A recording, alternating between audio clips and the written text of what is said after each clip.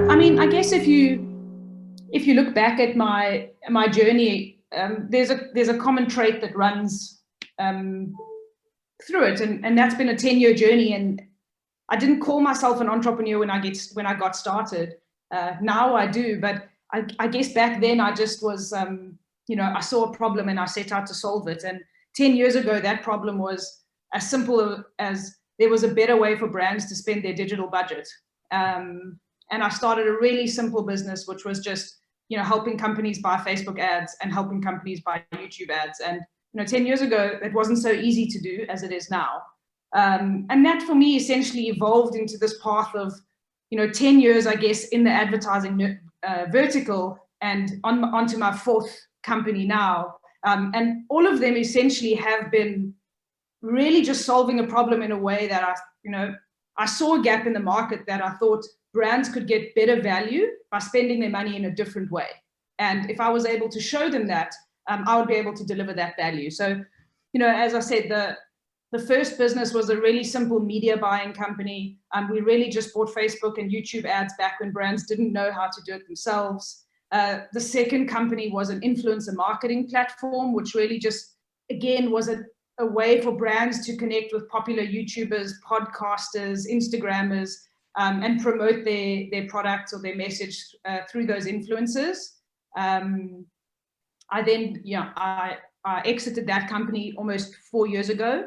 The third one was a way for brands to use their data better, to make better data-driven decisions in the advertising space. That journey or that venture gave me a lot of lessons in terms of failure. That was the one that didn't work so well. So we can talk a bit about that because it's probably where I learned most of my lessons. And then it led us on to the fourth venture, which is Referral Factory. And essentially, again, that's just really, over the last 3 years, I've been working with multiple brands from a sort of consulting point of view, helping them find the best, most sustainable way to drive growth.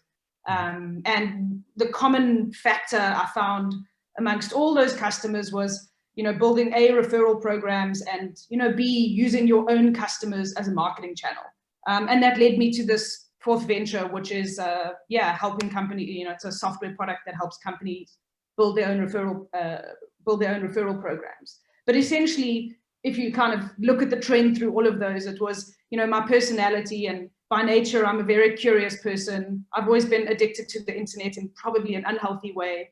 I was absolutely loved and adored by my mother when I was growing up, probably far too much that I have way too much confidence that I think all my ideas are great and are going to work and change the world. And they all totally stem from the same places. I just saw a different way for brands to spend their money online, that they could get, better value, find better customers, make more money. And I set out to make that easy and affordable for them to do. So even though I've had different ventures along the way, they've all really been actually stemmed in the same principle. And you earlier you mentioned about the failures, right? I'm quite curious about failures because that's where everything starts as a learning, right? So because if you just win, and then you don't know the feeling of losing, right? So that's yeah, I know. Tell me about it. You have to lose real money really to learn a lesson. That's what I always say to people. How much money have you lost? Yes. You only learn when you lose a lot of money. And I mean, listen, I've had multiple subsets of failures in between my whole journey, and in every single business, there were individual failures within that, or products we launched that didn't work. And I've always really tried to be like super self-reflective on that. And I think my personality and my nature has always rather been, well, look at the ways that you could have done something differently rather than look at the ways that aren't your fault, because you don't learn a lesson if you worry about the ways that aren't your fault. For me, like my view on how great companies are built is really just that it's a cycle of, doing something, learning, improving, and doing something again, which means you have to really pay a lot of attention to, you probably have to pay more attention to where things go wrong than when things go right, because those lessons become invaluable as you move forward. But just in terms of the lessons, lots of individual lessons, but probably having a whole business, having built a whole product and having, it was called Aerial Scoop, and as I said, it was a simple product where companies could connect all of their different advertising channels, and it would take all their data, it would analyze it, and it would tell them what they could do to optimize. And really, like a simple lesson for me was in that venture was actually just like, I didn't have enough cash. I didn't model it properly going forward. And I started out building a product that was in an industry I had not worked in before, which was the data silo. Like, I'd always been in marketing, but I hadn't really built a product in data and analytics. And I hugely underestimated the costs and the time frame for you to actually get that right and build a world-class product. And I guess for me, I didn't really, I almost don't look at those things as failures, because like, if I almost look at the business I have now, well, we have a great model, and we now, we had the right cash flow model, and we are profitable after a short period of time. And everything we've done in this business, also largely the team that we have running in this business now is the team that I had in the previous business, and we just pivoted to this one. We wouldn't be successful now if we hadn't have had that. And and I think that's because we were hyper honest about the mistakes that we made. We were hyper honest about where we had blind spots. We really looked at all the reasons we failed and not all the reasons the market made us fail. And I think the minute you can actually just get comfortable with the fact that mistakes are a great thing, they give you these amazing lessons that you carry absolutely for the rest of your life. I try and talk about it a lot. Like, it's quite weird. I'll talk about it at the dinner table. Oh, I built this product and it didn't work and it failed and I lost this much money. And like, I talk about it very openly, and a lot of people are almost kind of like, well, why do you talk about that? It's a bit like you should have shame about that. And I feel like, my gosh, I would never have learned those lessons if I didn't do that. So it was like the best thing. I almost talk about that more than I talk about the exit in my previous business, because like, I learned more from that, and I carried more lessons from that failure forward than anything else I've ever done. It was also the first time I'd set up a company in Europe before, and I totally underestimated that. I'd just moved from South Africa, where it's a different playing field, different costs, there's different cost centers, everything to a degree is different. And I think I came in with a lot of naivety about that things would just be the same, running a business in Amsterdam, and it wasn't really. I all of a sudden had to do all my accounts in Dutch, and it was really difficult. But I really do think like a big lesson for me there was just like having my, being more organized and planning longer term ahead. So I think as entrepreneurs, we tend to think of all the things that we can do well. And we tend to think, okay, well, we have this product and then this will work. And then we'll scale up our ad spend and we'll just get more customers, and we don't factor in simple things like, well, when you scale up your ad spend, actually your cost per acquisition goes up. So you don't get the same amount of customers for the same amount of money. Your customers actually become more expensive. And this was a simple lesson I learned, in the previous business. And that's great, because now I've modeled that into our planning for the business I'm in now. And now we don't have that problem. And now we're not running into cash flow issues. I do think as well, like the other thing when it comes to like failure is really just, I think just getting comfortable talking about it. I think more people should talk about it. I think we glorify lots of startups on the front page of TechCrunch and amazing, and they've raised these capitals. And I actually think a lot of the lessons are more so in the companies that have done things wrong, made huge mistakes. Because really, like every business that you look at had a series of mistakes before they got to being successful, And often we just talk about the good things and the positive things, and that leads audiences to believe that the journey is straight up. But the journey is never straight up. The journey is, straight up for a period. And then even, I even know now when you're on the kind of, on the journey and you're going up and you're like, wow, I've got money in the bank and things are working. I'm just constantly like, well, we're going to have a dip here. What is it going to be? That there is something you haven't predicted that is coming your way. And your job, to be honest, as an entrepreneur is becoming really good at navigating those things and becoming really good at solving those problems you didn't predict. If you're good at that, you'll be a great entrepreneur. Yeah. I mean, it's very, very difficult to predict, by the way, so we good try luck our with best, that. but we can't. And yeah, the failures are indeed our learnings, right? So you mentioned about the cash flow, that being one of them. And the other one is maybe you're not familiar with the territory that you are into. That's another one, right? So Yeah. so these are lessons, these are valuable lessons, and I commend you for really talking about it, right? So now what you're doing is something very interesting, right? So you are now working in the referral factory, and what you said before is like all of this ideas are basically coming from your past, right? So all the ideas that you gathered are coming from the past. So what did you want to achieve within referral factory, like, from original idea to now, what you're doing now? Yeah. Okay. So, and I guess that stems from, kind of the past and even the Yeah. lessons, which was, I've got, over 10 years experience in the advertising field, helping companies or brands spend money in the most efficient way to drive growth. So, the one startup I tried to do in the data space didn't work. Come back to advertising. I learned my lessons. I'm good. But you still use data, right? You still use data. We absolutely use a lot of data in our Yeah. own. Like I think probably, we have our own admin panels, and I'm addicted to our Mix panel. We use Mix panel, which is a great product as well. And but yeah, I think in terms of what we're trying to do, like it's really, and I can explain it in a nutshell. It's really simple. We all know companies like PayPal. We all know companies like Airbnb. We look at these startups which have gone from zero to hero overnight, which hasn't been overnight and has actually been 10 years and tons of failures on the way.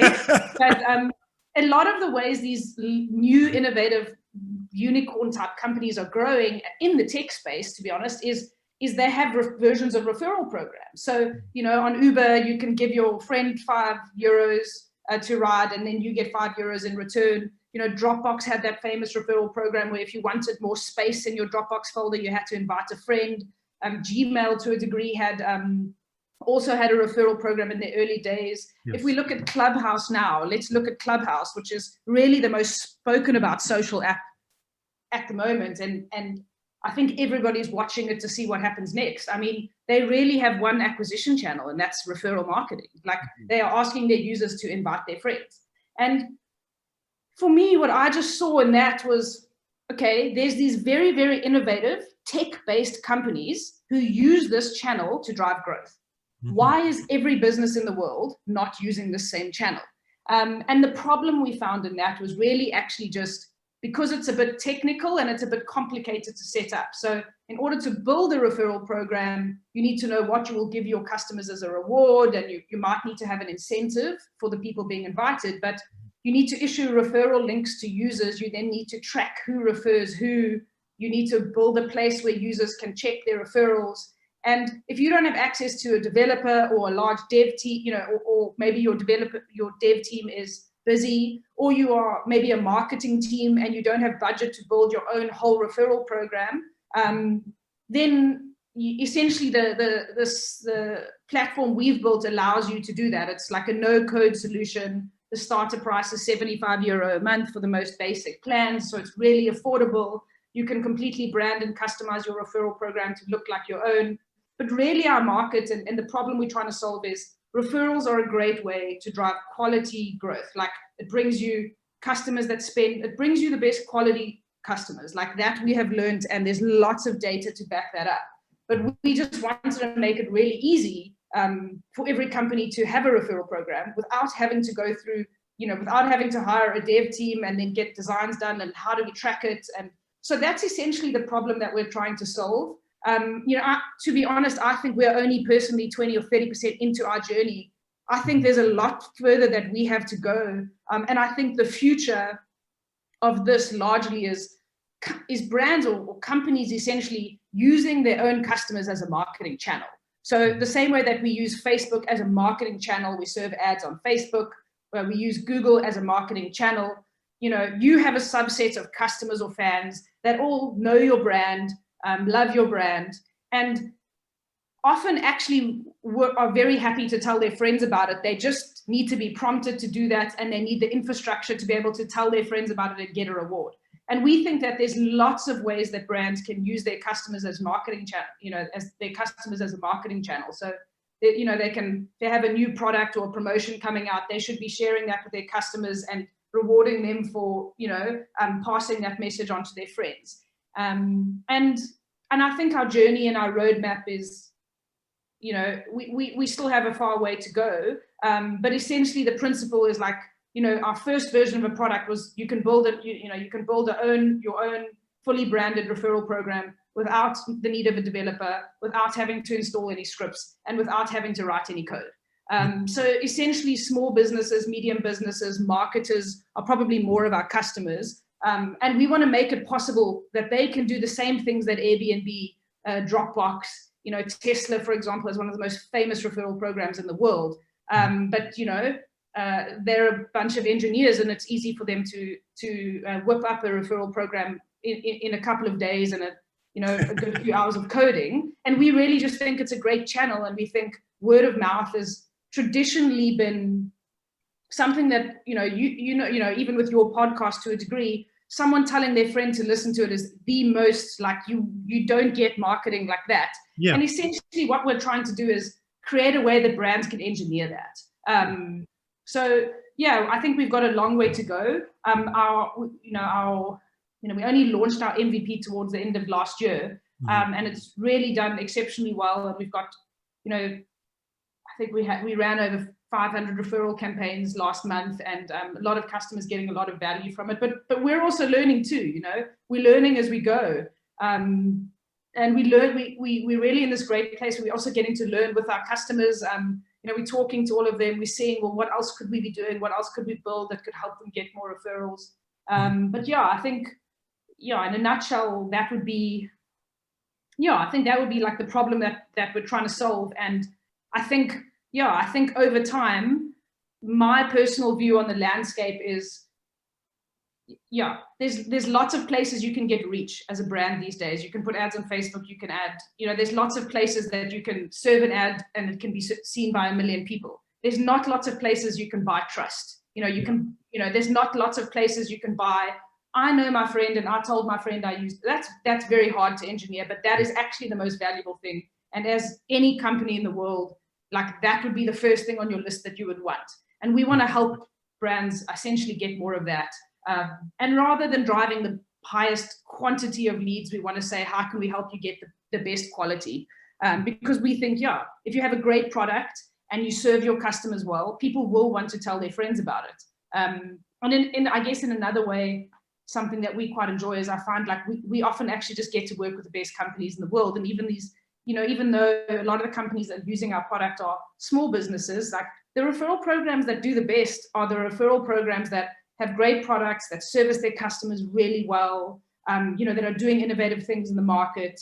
And I find it makes it super aligned. Like, I absolutely love helping our customers because, the ones that keep paying and the ones that keep their programs running are the ones that people want to refer their friends. They want to refer their friends. So I think that makes us super aligned and makes our customer base, like, I'm really proud of our customer base, and I'm proud that we help to get them grow because I believe that they really deserve that. Mm-hmm, mm-hmm. You mentioned, like, your customers are small to medium size, if I understood you correctly. Yeah. Are these more of a product-based company, like selling something, or it could be services as well? It's actually very often services. We probably have more service-based clients now than we have product-based clients. Yeah. But it could be anything. Yeah. Just, the product that we have at the moment, we only have the start and the basic package. Our pro package is on the way, and enterprise will only be ready at the end of the year. So, but I would say it works for service and for product. Service, it actually works very, very well because often, especially if you're in a service-based business, you have a relationship with people. They really actually, want to refer you often. I think, if there's one gift I've gotten through launching Referral Factory that I never predicted I would get was, like, it actually just has warmed me up totally to the human race, because I really find, like, often a great service, someone comes into your house, they do, and they do a great job. Like, often just by asking them, they do tell their friends. It's just, before you just didn't ask them. So service-based and product-based, totally works for both. Where we find it works particularly well is products. I guess two places. One place is where there's niches. So for example, a gym, golf course, things that are, because humans cluster together. So I like running. I probably have somebody that I run with. So that is important. And then the second factor is like trust-based things. So we have a lot of clients in the financial space, insurance, etc., because those are almost like those grudge purchases. People they actually want to buy the same thing as their friend. They feel safer buying the same thing that their friend buys rather than doing the research themselves, because I think people are getting a little bit wary these days about what you research online and how much of it is true and how much of it is not. Yeah. And also there's a lot of platform where you can just buy reviews, right? So it's very difficult to know between which is good and which is bad, like you said, because if you just dig up online, you'll see a lot of reviews, great product, but when you buy it from Amazon, then it ends up not what you hope for. So. And I think, going back to what we spoke about earlier, like my background over 10 years in advertising, like the amount of times brands have asked me to buy reviews for them, and I know where to buy them, I know how much they cost, I know how it all works. Like it's scary. It's really scary. I don't think people these days, I don't think they realize how much of what they're reading online is true and how much of it is not. I really don't. And I think in time they will have to learn that lesson. It's something that I think, I really do believe like things that don't add value in time will weed themselves out, in time, if we continue on with this nature of fake reviews and this sorts of behavior as marketers, we will ruin it for ourselves and customers will stop believing that. It will take time for it to happen, but by the third time a customer has bought a product that doesn't have good reviews, they are going to start being wary about reviews. So these things take time, but I really do just believe that, at the end of the day, the things that deliver value to customers will be the things that grow, and the things that, don't tell them the truth and don't deliver value to them are the things that will fade out over time. And how challenging did you find this particular space? I mean, I would consider still this is a very tech savvy space, and why I'm asking is because I see a lot of women entrepreneurs, in this space now, compared to 10 years back, perhaps. So I'm trying to refer to women being in the tech, and how challenging do you find in this particular space? So it's quite weird in the sense that it's not to say that I don't find it challenging, but I mean, I weirdly see it as an advantage. I think the fact that I'm sitting in Europe, and the fact that I really do feel I'm actually at a point now where VCs, for example, are making a mandate that they want to be funding more female-led businesses. Like that's a mandate with a lot of the VCs that are sitting here in the Netherlands at the moment. And, I think the challenge really actually, once their biggest problem as a VC is actually having the base. Is there enough stock? Is there enough companies that are fundable? So for me, the problem starts a little bit sooner. Like I actually find once you've made it into tech, once you've built a few tech products, like the journey getting into it, I think is the hardest. Once you're in, I personally, I am an eternal optimist though, so you have to also just remember that. But I personally see it as like, the fact that I'm a female, the fact that I'm a founder based in the Netherlands, like I think that puts me at an advantage. And I really think the next decade is for women. I think the next decade is for us, and I think it's ours to take. And I think we're really smart. I think we're great at running companies because we're very empathetic. I think we have a lot of characteristics that actually are really good, like natural leader characteristics. We maybe just didn't know it. And I find one of the things I always say is just try and like be the best example that you can. If we have enough like strong female entrepreneurs, just being good examples, just being good examples, talking about what they do, talking about the failures, then like that's all we really need. I mean, we need capital, we need all these other things, but lots of great examples. And I say this because it comes from a history point of view. Like my mom was an entrepreneur. We grew up in South Africa. There wasn't lots of access to jobs. She left school when she was in standard 8, ended up having 2 children, and she wanted us to have a better life. The only option was to start a business. Like, she wasn't trying to be an entrepreneur. She just did. And, I grew up with this incredible example of, well, my mom was just an entrepreneur, and whatever she set her mind out to do, she just did. So it wasn't that much of a stretch for me. I found in my 20s, I didn't even think about the fact that I was a female in tech. Like, I just was like, oh, I'm here and I'm going to do it. She did it. Why can't I? And, the one reason for that was because I had a really strong role model. Mm-hmm. So I think it's really important for the women that are running businesses at the moment to think really carefully about the example that they're setting. We do, like, our pay scales are the same whether you're a male or a female. More than 50% of our staff are female at Referral Factory. Mm-hmm.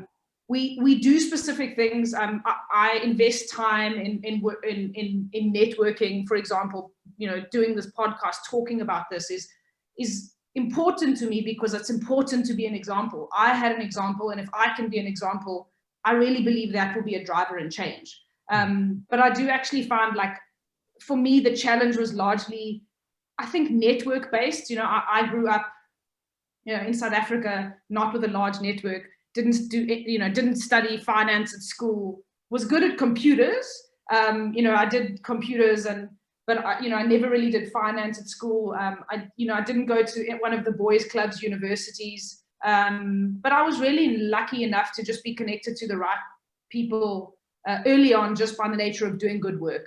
And doing good work, and having the confidence that I think my mom also gave me, it pushed me through. And for me, I don't feel like at this point I'm sitting at a disadvantage. I do think it was harder for me to get into tech, and it was harder for me to build my first businesses, largely actually just because of network. Like, I don't think it was a skill set thing, and I don't think it was the fact that I was a female. It was actually just network. But I solved that problem in a different way. I didn't have a network, so I built one. Like, I think when I was 26 or 25, I noticed, I'm running this media company. It's doing really well, making money. There's not a lot of other women doing this. But if there was a network of us, we could all sell to each other, like all the boys sell to each other. So I started one. And I think within like a year, it was the largest networking event for women in tech in the Southern Hemisphere. We got all the brands involved as well. I managed to get us a few corporate sponsors, which really helped us boost our credibility and visibility. And we had a network of a few thousand women who were in business or tech or high-flying positions in South Africa. And we had a dinner once a month, and it was always in person. The tickets would literally sell out it was like 10, 12 minutes, the tickets were gone. But actually what ended up happening was I built my own network, because then I would, meet someone who was at a brand, and then I would go say, hey, I met you at the dinner. Can I come show you what I'm doing as a business? And I guess I just found a creative way to build my own network. But once I had that network, I found after that, I didn't really feel like I had much of a disability. I did have to build my own network, but we all get some cards and not others. So let's focus on the cards we have, find solutions for the ones we didn't get, and move forward. Yeah. No, why I asked you this particular question is because whenever I see, female entrepreneurs coming in on the podcast, they share some of the experience. And one of the founder said, like, she had a terrible experience, sitting with the development team, right? She's into artificial intelligence space. Okay. And the developer commented like, hey, why are you also in this conversation? So those kind of comments were there, so sometimes I find like, there is a perception towards tech entrepreneur, especially women, and there's a assumption, right? Okay, as soon as the female entrepreneur is there, then they have their assumptions, like development or the techies, right? So maybe you had those kind of experience, in the past. Yeah, I've definitely had those experiences, multitude. So I was saying, just in terms of those experiences, I've had them in 2 places. Definitely in the tech side, I've had them when it comes to technical. Assuming you don't know what you actually know. I've also had it in the boardroom in terms of raising capital. I've been asked questions around the table. Well, if we're going to put this money into your company, well, when do you are you going to be having a child in the next 2 years, and you have to declare that, which I think is ridiculous. But it also, I guess, just stems like, how do you look at it? Like, this problem isn't going to be solved overnight. Like, this is, we have to take something that, if we look back 30 years ago to where women were, and we look to where we are now, we've made progress. And if you look 30 years ahead of us, we're going to make more progress. Like, we're strong, we're powerful, we're smart. We're going to make progress. Like, I have no doubt. Like, if I could bet on women, I'd bet on women. But like, what I do find is, again, it goes back to the leading by example, which is, I'm really vocal about speaking out in those situations. And I have, no fear in terms of doing that. So I find in those situations, when, if you are in a situation like that, it's an opportunity for you to correct someone that doesn't know what they should. And for me, that is like, again, I tend to look at it in the sense of, cool, well, now I'm going to teach you a lesson. Now I'm going to teach you why you're wrong. And I think the more women just do that, the more we will break the stigma. But I think what's really important to women in those times is to stand up and be heard. I think not hiding away and not shying away is really important. And if you are uncomfortable in a situation, even if you maybe don't address that situation at the time, pull the person aside afterwards and talk to them, send an email, make it known that it was an inappropriate comment, teach them why it wasn't the right thing to say. And hopefully, if we all do that over time, we'll improve like our progress. But yeah, it's happened to me multiple times. I really just what I try and do is just make sure that I speak up in those situations, and I make sure that they know that their assumption is wrong, incorrect, or sexist, which, it is sometimes. Mm-hmm. And now, coming back to Referral Factory, like, when did you begin the journey of Referral Factory? Is it before COVID, or like, when did you actually begin? So it's an interesting one, because I didn't start out building a software product that companies could, essentially it's a platform. You can sign up, add your card, and build your own referral program.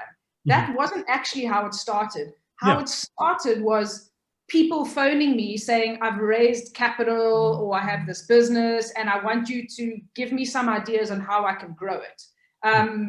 And in every range of ideas I would give them was, we need to find a way that you can get referrals, because if you can get referrals, you get high quality customers, they spend sooner, they stay longer, they tend to be more profitable over time, they tend to churn less. So because driving sustainable growth was something people were asking me to do, I naturally had to come up with solutions for that. So how it started actually was, we would essentially either brief their dev team to find a way that we could issue referral links to their users, or we would like manually do it running Google Analytics. We would have landing pages with URL strings at the top that we could track in Google Analytics and export it, and have Excel sheets tracking all the referrals. So it started out as a very manual process. And then when it started to work, and a lot of, when it started to work, and essentially what happened was, over time, the referral program became the top acquisition channel for all these companies we had recommended it to. And then I thought, okay, this is really powerful. And how can we do this at scale? And that was kind of when we had that realization. I would say it was at the beginning of 2020, before coronavirus took over the world. And at that time, we had kind of like I just shut the previous business down. I was, I tend to do a bit of consulting in between, just to people in the network. So I'd done a bit of like consulting, like I still had my team, and essentially, we were running marketing for brands. And, that was kind of where it started. So probably I would say 2 or 3 months into COVID, we actually started only building Referral Factory, and we launched it. I mean, we went from like idea to design to build to launch in 3 months. And then have done iterations every month since then. But we kind of built it during the most hectic time of lockdown, when we were all like locked indoors and couldn't go outside and didn't have much else to do. And I guess as an entrepreneur, what do you do when you're in that situation? You solve, you find something to solve. And essentially it was that. And like, we were lucky enough that, we had, we were generating cash, because we were building all these referral programs for people manually. The problem was we were giving them to them, and then we didn't have any annuity income. So it was great for them and not so good for us, but it really proved what I believed to be true, which was this is going to be a great acquisition channel for all the brands in the world. Like, that's really what we believed. But, you know, starting it out, we would essentially charge a larger sum of, and that's essentially how I did it, was we would charge larger sums to companies to model their referral programs, design them, build them. We then saved all that cash in the bank and used that cash to build the software product that essentially is now like a platform that you can pay a subscription, you can build your referral program, and it works, the model works in a different way. I mean, we're still doing exactly the same thing, helping companies build referral programs, but we had to change our business model that it would be sustainable for us as well, and would allow us to scale and do it on a sort of large scale situation. So it was probably, I would say, beginning of last year, just before COVID, that we had the idea this might work. COVID hit, we all thought, oh my gosh, we were going to die. You know, there was a month or two where I was like, don't know what I'm going to do. Do I go back to South Africa? Do I stay here? Is the world going to end? And then very soon realized, like, well, you know, the world's not going to end, so let's get on with it. And at that point, we kind of had decided, let's build this as a SaaS product. And we had started thinking about it, and then we kind of went into, I would say probably about June or so was when we made the like actual commitment to say, right, let's do this. And then we launched Q3. So it's early for us, but it's quite weird because we didn't have an idea and built it. We almost like, we had run loads of referral programs for loads of companies already. Like, we knew that it worked. We just needed the solution. The thing we were trying to solve was that people could build their own, because the only way we could do it was if we built it for people, if that made sense.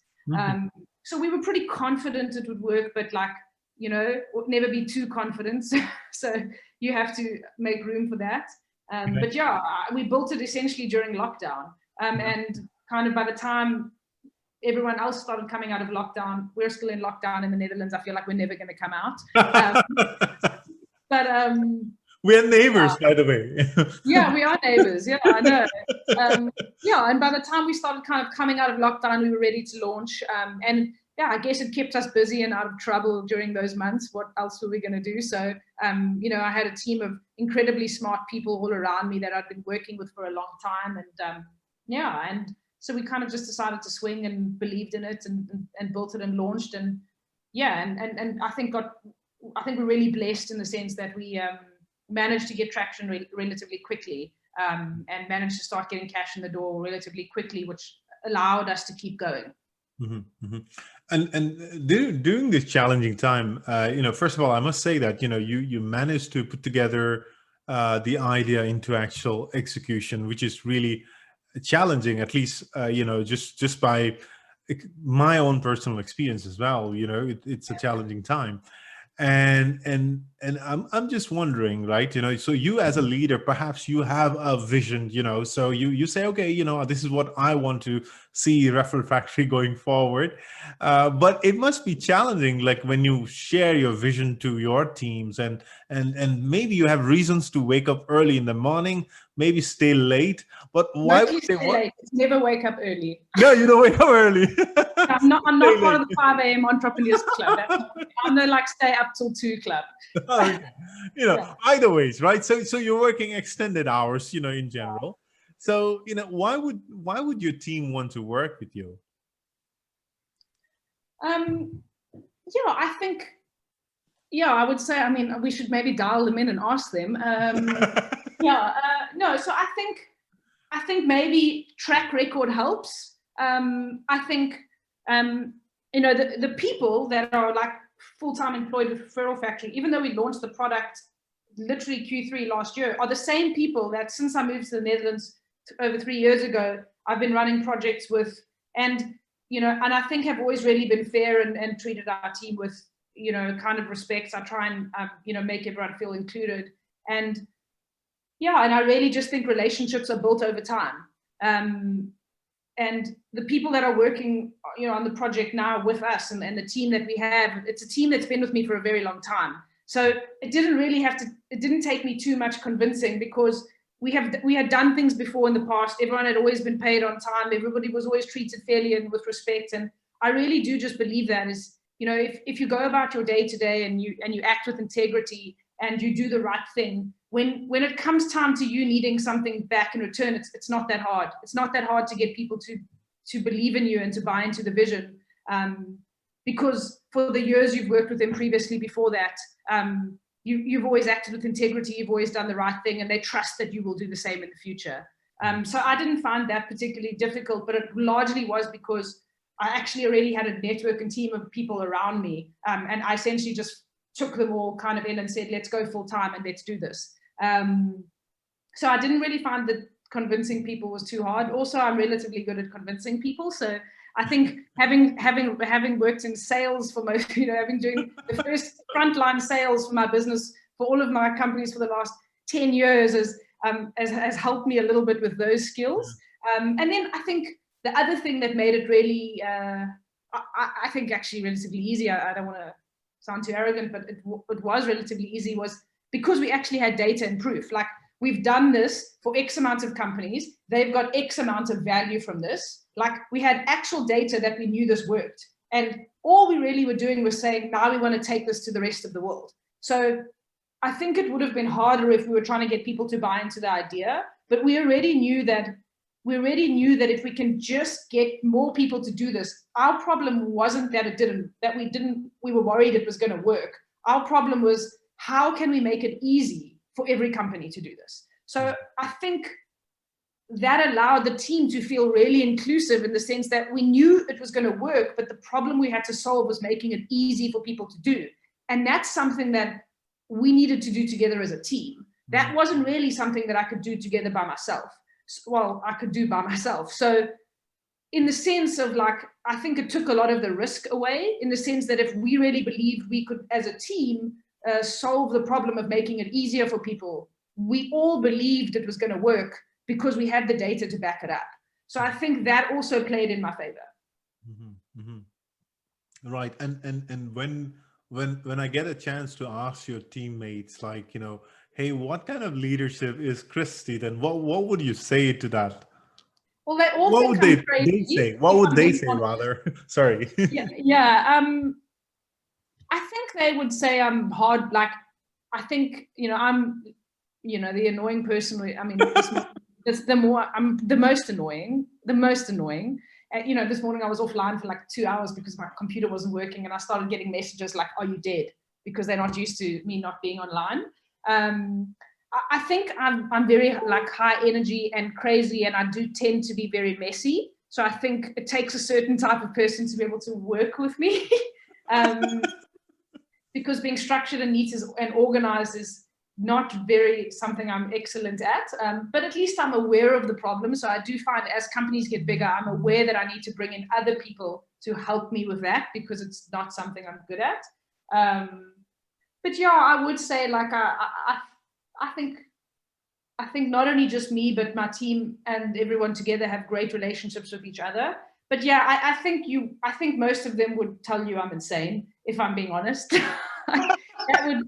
That word has come up before in reviews. So yeah, but yeah, I think, like, you know, you have one life, and it's a bit more fun to work with an insane person, I think. So you know, it's not boring. I don't think anyone is bored in the team. So I think you've got to decide what you want. You know, do you like it? If you want to work with someone who likes to be in the front line, solve problems that other people haven't, that person more than likely is going to be insane. Like, but it allows you to do things that you don't know how to do, and learn things every day. And I have very conversational, my relationships with everyone on the team is, we talk all the time, and I know the kids, and I get very involved. So, like, I would say, like, yeah, I think I am a bit insane. But you've said that many times now. I want to know what regard. Yeah, can't deny it. But yes, I think for a certain type of person that wants to work in a high energy, high velocity environment and wants to learn a lot in a short space of time, they enjoy working with us. I do find generally that, like, for someone who's maybe come out of corporate for 10 years, usually doesn't enjoy working with me. So, yeah.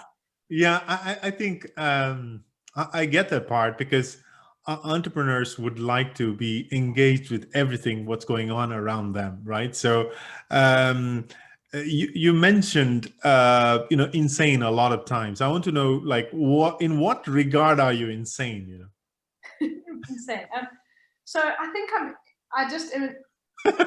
in one way, I would say I can do a lot of different things at this. So I tend to jump around a lot. Like, if you can imagine a gif of like a crazy bunny going from all sides, like, this, and it'll evolve from like, we have a conversation into this to I want an ad up tomorrow and we need a landing page, and within 3 days we've like done something.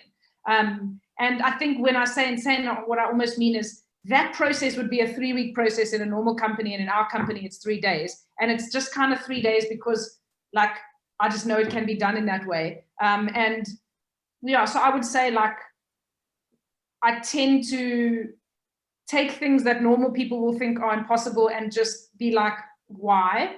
And why can't we do that? And maybe we can solve that problem in a different way.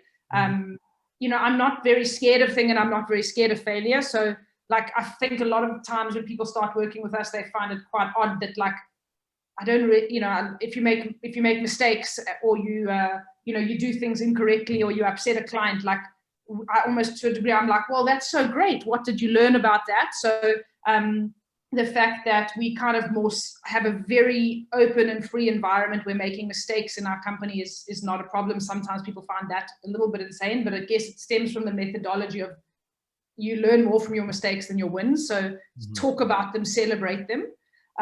Also, yeah, like, long hours, talk very fast all the time, have a lot of energy. People get very tired. Yeah, and then I also just love like experimentation, trying new things. Sometimes a lot of the things we tried don't work, and I guess I just don't really have a lot of fear, in the sense that, I'll say, okay, well, let's do this thing, and let's run the sprints and try this, and sometimes it works and sometimes it doesn't. But I guess it stems from the type of entrepreneur I am, which is actually a very good initially starting a business, but gets worse as the business gets bigger, which is like cowboy shoot from the hip style entrepreneur. So, and I'm telling you, that's the South African in me. If you grow up in South Africa, like, you just think anything is possible. So I think because I'm, high energy, try lots of things, run lots of experiments, like, love talking about mistakes, failures, like, a lot of people see that as like something totally different, especially if you've come out of a more sort of corporate style. I guess that's how I would almost just describe the insanity. But it largely just stems from the high energy and lots of words every day, all the time. And one of the things that I see, in a lot of entrepreneurs is being able to receive challenge, right? So being able to receive challenge, not from, let's say, the competitors or anybody else, but from your own peers, from your own people. How open are you to sort of, accept the challenge, right? Maybe the things that you are trying out, maybe it's not correct, and somebody challenges you that, how open are you in that sort of, situation? I'd like to say I'm very open, because obviously that's what I think. Might have to dial them in again. No, I think everything really just stems down to communication, okay? Right. Which is, it depends how you communicate that. So, communication is like something I've worked on a lot and used to be worse at, and I think now I'm better at, and I hopefully in the future will be even better at it, which is, there's two different ways you can tell somebody that they did something wrong, and the one way will make them get their back up, and the other way will make them see it in, oh, okay, well, this is best for the business, and it's really good that you gave me this feedback. And I think what I'll try and encourage is just like understanding the personality types, or understanding the people in your team, and communicating that in a specific way that they can see that the information you're giving them is constructive, and it's not in a way that they need to be defensive. And sometimes that really just means even starting a conversation with something as simple as, I'm going to tell you that something you did was wrong and I disagree with it, but I want you to know that I'm telling you this because I want the best for the business and I really believe it to be true. And I'd love to have an argument with you about it, because I think that my way is right and you think your way is right, but it would be the best thing for the business if we figured this out. So I'm going to communicate that with you. Now, if somebody says that to you, you're totally open to getting the feedback, you know? So I think it just stems down to the communication. And I think because I am busy and chaotic and doing lots of things all the time, like everyone in my team has, I guess, learned that if they want me to listen, you have to communicate in that way. Because if I'm, you know, answering a Slack message, I've just got off doing a podcast, I have 100 emails to read and I have to do some legals and I've got to do it all before 5. It's not the time for you to say, hey, Kirsty, what you did is wrong, because, you know, you've got to think, how am I going to get it to listen? So it's a bit of a challenge, but I think communicated in the right way, I'm really open to it. And I actually really appreciate it. Like, I love it when my team tells me that I'm wrong, because I think it's hard to tell your boss that they're wrong. I think it's really hard. And I think if you do that, it means you really care about the company, because it's hard for you to do that, but you're doing it because you want the best. So I try my best to be receptive. I can't say I'm always successful, but I do try. Right, because you know, like you said, you know, before, you know, if you are working in a corporate environment, perhaps, you know, working with you might be a challenge, right? So I think that's where the discussion is coming from, because in the corporate environment, perhaps, you know, people are not used to, you know, asking questions, you know, to the bosses directly, like, okay, this is not going to work, right? And because I've seen leaders and entrepreneurs like who are one-way traffic, like they just want to get things done, and that's the way it works for them, right? And some people are different. Some people accept challenge, like you said. But I think it also just stems from where you are in your journey. So when your business is very small and it's maybe you and one developer and that's all it is, like the way you behave is slightly different. But as your business grows, like, you can't be the only person that makes decisions anymore. So you almost are forced as an entrepreneur to create a culture of other people making decisions. Like, you have to do that or you will limit your business from growing. So I kind of find I have to, because I am an entrepreneur and I'm incredibly stubborn as well, you know, so, and earlier, but like, I do find like I have to remind myself that even though it makes me feel good to be right, and even though it makes me feel good to have all the ideas and I feel important, like, I will limit my own growth, I will limit my company's growth, and I will stop this product from being distributed to the world if I have to be the person that has the last say on everything. So it's difficult to give up control. It's really, really difficult, especially when something is your baby, and like, because no one sees it the way that you do. But you actually don't have a choice, I find. Like, for me, that's not a choice. Like, you have to start bringing in other people and you have to relinquish a version of control. And if you don't do that, you will stay a small startup. Like, those are your options. You actually can't be the boss of all the things and have a massive company. It's impossible. It's literally impossible. So you don't, for me, I almost see it as I have to have a little pep talk with myself in the morning that reminds me, you've got to be better at this. You have to do this because your business won't grow otherwise. But I mean, I have to remind myself, like, it's not easy and it doesn't come naturally, because the thing that got you from 0 to 1, or, 0 to 0.1, should I say, is like, it's often the fact that you saw an idea and you executed it the way you wanted to do it. Like, that's the thing that gets you over the first hurdle. But then your mindset has to change if you want it to grow. And that's okay. You just have to talk to yourself and remind yourself. And it's not always easy. And you make mistakes and you don't always do it perfectly. But, if you try your best and you're cognizant of it, I think in time you'll figure it out. All right. So moving forward, for Referral Factory, can you maybe talk in short, like how do you see the future for Referral Factory? So we are currently at a point now where we are like self-funded. We haven't raised any capital. We are looking to take us, we kind of have a roadmap that takes us to the end of the year. that gets us to a specific monthly recurring revenue figure. I mean, I'm happy to share that. That's 75,000 euro monthly recurring revenue. We're on track to hit that now, so we have to continue to execute and work hard to do that. And then we will look at a capital raise at that point. And then from that point, we will look to build the team out and grow it much more aggressively, do multiple, like we already have some language translations, but essentially we want to offer multiple language translations, lots more features.